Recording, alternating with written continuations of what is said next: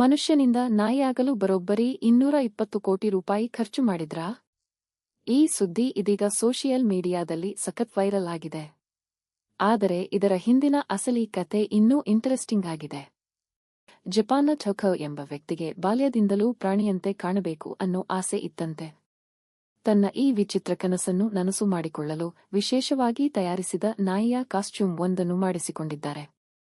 ಈ ಕಾಸ್ಟ್ಯೂಮ್ ನೋಡಿದ್ರೆ ನಿಜವಾದ ನಾಯಿಯೇ ಅನ್ನಿಸುವಷ್ಟು ರಿಯಲಿಸ್ಟಿಕ್ ಆಗಿದೆ.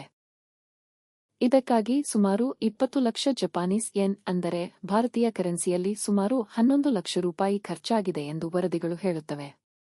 +1 ಕಾಸ್ಟ್ಯೂಮ್ ತಯಾರಿಸಲು ಸುಮಾರು 40 ದಿನಗಳು ಬೇಕಾಗಿದ್ದವು.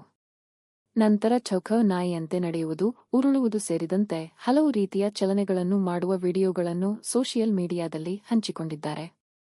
ಬಿಸಿನೆಸ್ ಟುಡೇ 2025ರಲ್ಲಿ ಈ ವಿಚಿತ್ರ ಹವ್ಯಾಸವನ್ನೇ ಬಿಸಿನೆಸ್ ಆಗಿ ಮಾಡಿಕೊಂಡ ಟೊಕೊ ತನ್ನ ಕಾಸ್ಟ್ಯೂಮ್ ಅನ್ನು ಇತರರಿಗೂ ಬಾಡಿಗೆಗೆ ನೀಡಲು ಆರಂಭಿಸಿದ್ದಾನೆ ಎಂದು ವರದಿಯಾಗಿದೆ.